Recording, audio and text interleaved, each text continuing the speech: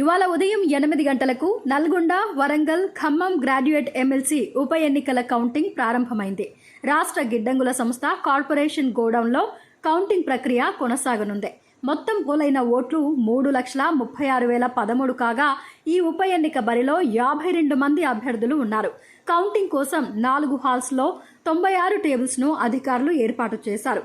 ఉదయం 8 గంటలకు బ్యాలెట్ పేపర్లు కట్టలు కట్టే ప్రక్రియ ప్రారంభమైంది. ఇక నేటి మధ్యాహ్నం తరువాత మొదటి ప్రాధాన్యత ఓట్ల లెక్కింపు ప్రారంభమయ్యే అవకాశం ఉంది. అలాగే రాత్రి 11 గంటల వరకు మొదటి ప్రాధాన్యత ఓట్ల లెక్కింపు పూర్తయ్యే అవకాశం ఉందని ఎన్నికల కమిషన్ వెల్లడించింది.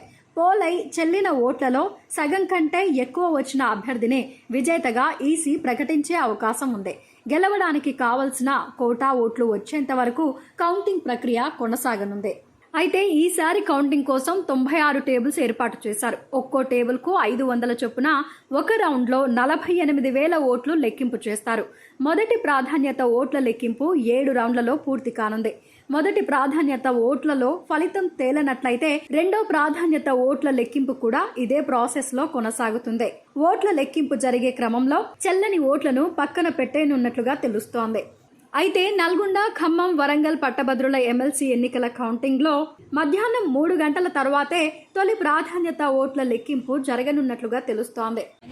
8 o'clock ఎగ్జాక్ట్ ఆన్ డాట్లో మనము ఎమ్మెల్సీ ఎలక్షన్స్ కౌంటింగ్ ప్రక్రియ స్టార్ట్ అయింది. సో 96 టేబుల్స్ ఉన్నాయి. 4 హాల్స్లో కౌంటింగ్ జరుగుతుంది.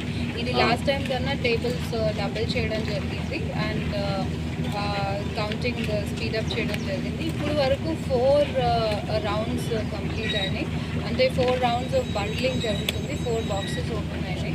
ఇంకొక 2 రౌండ్స్ ఉన్నాయి 600 బాక్సెస్కి.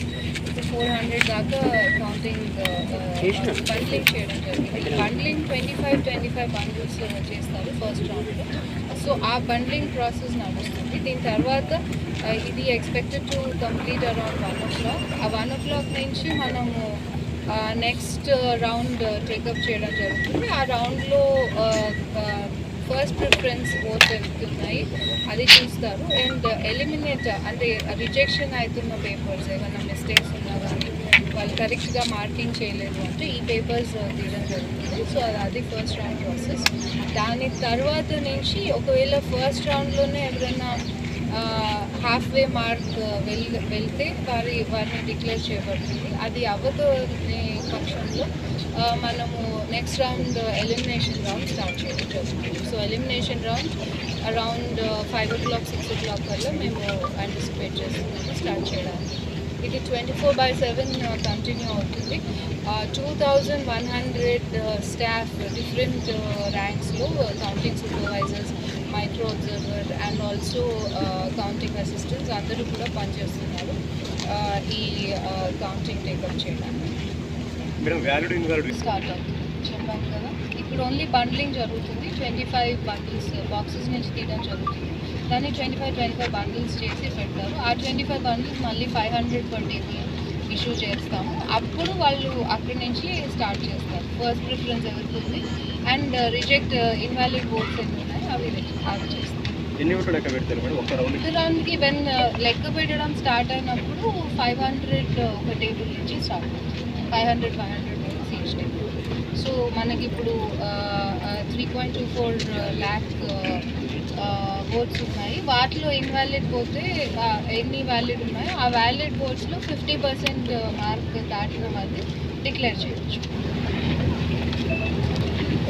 అది మనము ఫస్ట్ రౌండ్ అయ్యాకే చెప్పగలం. సో బై ఈవినింగ్ 6 o'clock మనకు తెలుస్తుంది ఎన్ని రౌండ్స్ పడుతుంది.